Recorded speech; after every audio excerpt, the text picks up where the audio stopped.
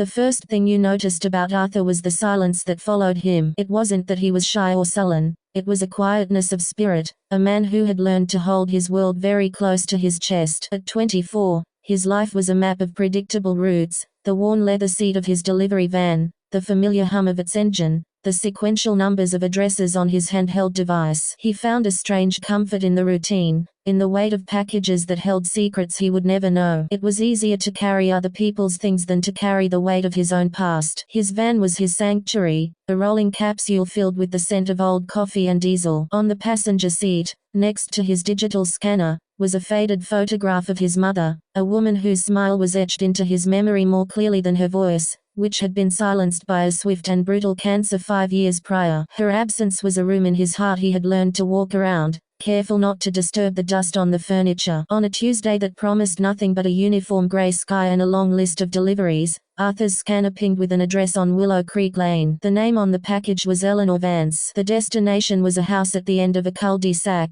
a place that seemed to hold its breath as he pulled up. It was a well-kept home from another era, with a manicured lawn and a porch swing that moved with a gentle, lonely creak in the autumn breeze. But there was an air of profound stillness about it, as if the house itself was grieving. Arthur bounded up the steps, package in hand, his mind already on the next stop. He rang the bell, the chime echoing faintly inside. The door opened slowly, and a woman stood there. Eleanor Vance was 59. Though the sorrow in her eyes made her seem both older and strangely ageless. She was petite, with soft silver hair framing a face that must have once been quick to laugh. Now, it was a landscape of gentle lines and profound sadness. She wore a simple, worn-out cardigan, pulled tightly around her as if for protection. "Package for Eleanor Vance," Arthur said, his voice a practiced, neutral tone. "That's me," she replied, her voice a soft, rustling sound. She attempted a smile, but it didn't reach her eyes. It was a gesture of politeness, nothing more. As she reached for the box, her sleeve rolled up slightly, and Arthur's eyes,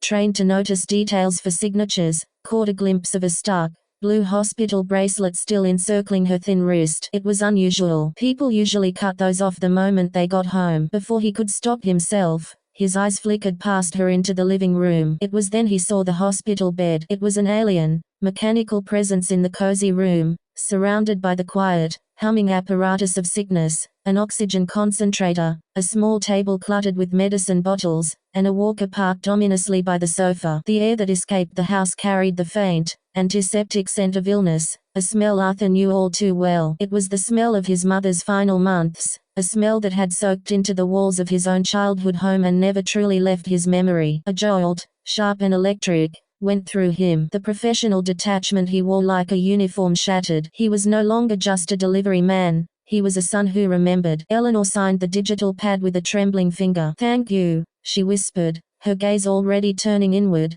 back towards the room with the bed. "Mum?" Arthur's voice was softer now, the official edge gone. Is everything okay?" The question hung in the air, too personal, too direct. Eleanor looked up, startled, as if she'd forgotten he was still there. Her eyes welled up with a sudden, shocking brightness. She didn't speak. She simply shook her head, a tiny, helpless motion, and a single tear traced a path down her cheek before she quickly wiped it away. "I'm so sorry," she murmured, embarrassed. "It's my husband, David.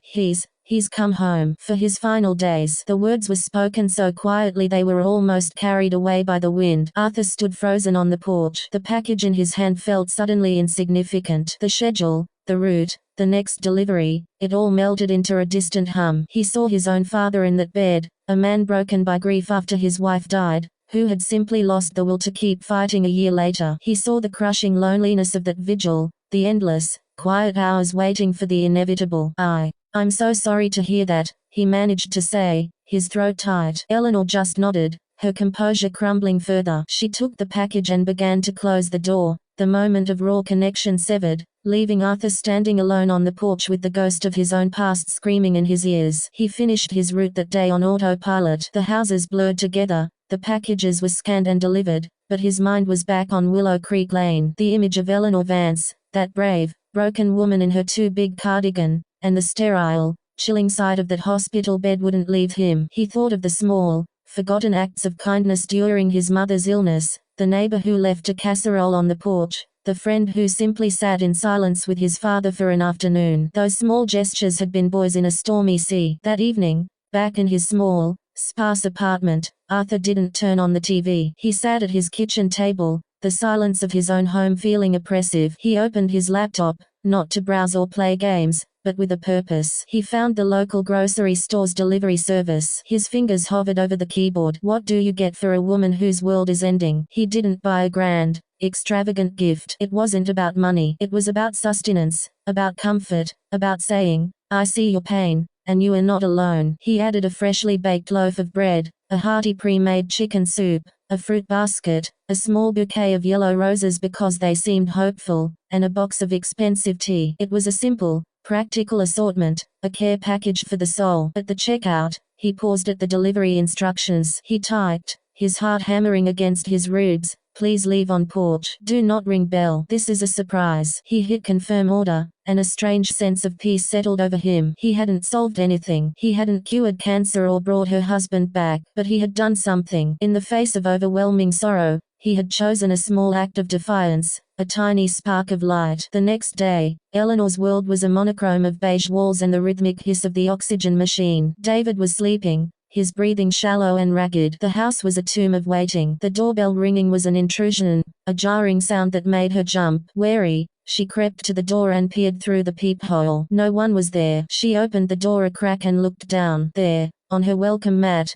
was a collection of grocery bags. Puzzled, she brought them inside, her mind racing. Had she ordered groceries and forgotten? She unpacked them on the kitchen counter. The bread, still warm through the plastic, the rich smell of the soup, the vibrant colors of the fruit, the cheerful yellow roses. And then she saw it, a simple, plain noticard tucked between the tea and the fruit basket. With trembling hands, she picked it up. The handwriting was neat, but not overly practiced. Dear Mrs. Vance, it read, I was your delivery driver yesterday. I lost my mum to cancer 5 years ago, and I remember how hard it is. I can't imagine what you're going through, but I wanted to do something small to make your day a little easier. Please don't feel any need to thank me. Just know that someone is thinking of you, Arthur. Eleanor read the note once, then again, and a third time. The words blurred as tears, not of sorrow but of sheer, unadulterated wonder, filled her eyes and spilled down her cheeks. She wasn't crying for the food or the flowers. She was crying for the words. I remember how hard it is. For the first time in months, someone had acknowledged her burden not as a nurse or a doctor, but as a fellow human being who understood the landscape of grief. Someone had seen past the brave face and into the exhausting, lonely core of her reality. She brought the roses to her nose, their sweet fragrance a stark contrast to the clinical smell of sickness that filled her home. She held the loaf of bread, its simple, earthy warmth a tangible comfort in her cold hands. This wasn't charity. This was empathy,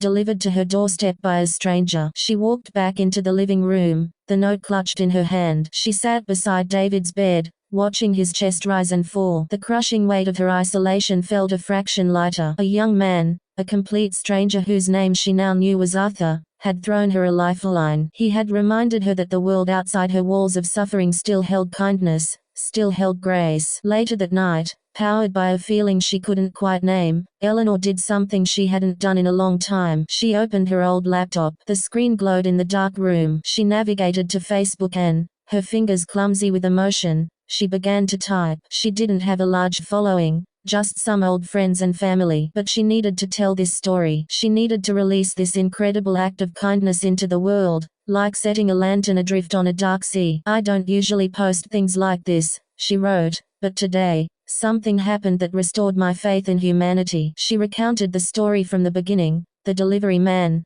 her emotional moment on the porch, and the stunning surprise that arrived the next day. She transcribed Arthur's note word for word. She ended her post with a plea. This young man's name is Arthur. He is a delivery driver. In a world that often feels so cold, he showed me overwhelming warmth. If anyone knows him, please tell him he is an angel on earth. And to Arthur, if you see this, from the bottom of my heart, thank you. You have no idea what you did for me today. She hit post, and the story was set free into the digital ether. The next morning, Arthur's life was its usual rhythm. Van, route, packages. He had thought about Eleanor Vance, hoping his gesture had brought her a moment of peace, but he had already put it out of his mind. It was a single, private act, and he expected it to fade away as such. Meanwhile, Eleanor's post was beginning to breathe. A cousin shared it, then an old college friend. A local community group picked it up. The story, with its raw emotion and simple, powerful message of kindness, was a spark in the tinder of the internet. It was shared and shared again. Comments poured in by the hundreds. This made me cry. There are still good people in the world. I know Arthur. He delivered a package to me last week.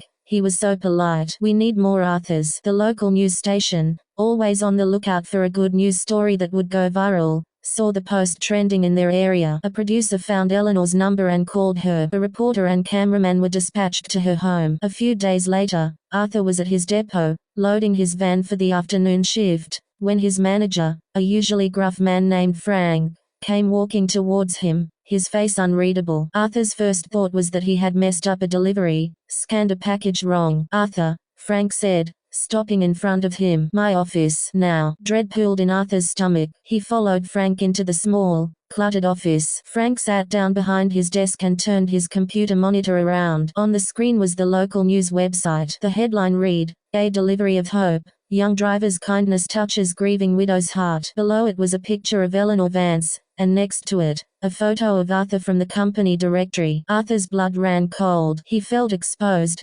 violated. His private act was now public property. What is this?" he stammered. "Seems you're a local hero, son," Frank said, but his tone wasn't angry. It was impressed. "The station called. They want to interview you. Corporate saw it too. They are thrilled. This is the best PR we've ever had." Arthur was speechless. This was the last thing he wanted. He had never sought attention. The act was meaningful precisely because it was secret, because it asked for nothing in return. The interview, when it happened, was surreal. The reporter, a woman with a kind smile, met him at the depot. Cameras were pointed at him. They asked him why he did it.